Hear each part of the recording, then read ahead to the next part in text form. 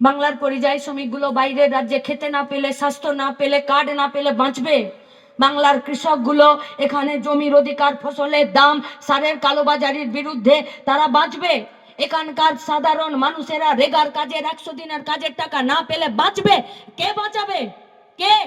আমি জিজ্ঞেস করছি বিজেপির কর্মীদেরকে, যাইয়া পুছিয়ে আপনার নেতা লোগো সে কে কি এমন তৃণমূলের সঙ্গে তোমাদের এত তোমাদের বাধ্যবাধকতা ছিল গো যে তৃণমূলের একটা নেতাকে তোমরা 100 দিনের কাজের টাকা চুরি করার জন্য একটা বার পানা পুকুরে চোবাতে পারলে না?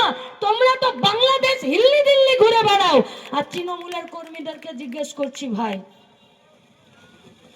মন দিয়ে তৃণমূল করছো, করো, মারছো, ধরছো, পিটছো, ভোট লুট করছো, টিকিটের বেলায় কিন্তু হিমানি লিপস্টিক পাউডার তোমাদের কোনো অধিকার নেই।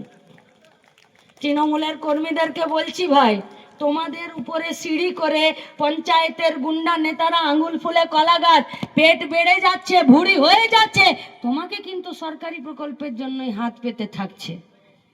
যদি হাত পাততে চাও, তৃণমূল বিজেপির বাগাড় খোলা আছে। যদি নিজের অধিকারে হাত উঁচু করে, মাথা উঁচু করে বাঁচতে চাও, আমরা বলছি লাল ঝান্ডা তোমাদের জন্য দরজা খুলে দাঁড়িয়ে আছে। আসুন নিজেরা নিজেদের পায়ের নিচে জমি শক্ত করি, নিজেদেরকে বাঁচাই, নিজেদের এই বর্তমান প্রজন্মকে বাঁচাই, ভবিষ্যৎ প্রজন্মকে বাঁচাই, জলপাইগুড়িকে বাঁচাই। আমরা বলছি লাল ঝান্ডা আপনাদের সাথে থাকবে, বাংলা বাঁচাবে। এ বাংলা আমাদের গর্বের, এ বাংলা আমাদের ঐতিহ্যের, সংস্কৃতির। আর আমাদের গর্ব, আমাদের ঐতিহ্য, আমাদের সংস্কৃতিকে যদি আমরা মরতে দিই, এ বাংলা কোনোদিন বাঁচতে পারে না।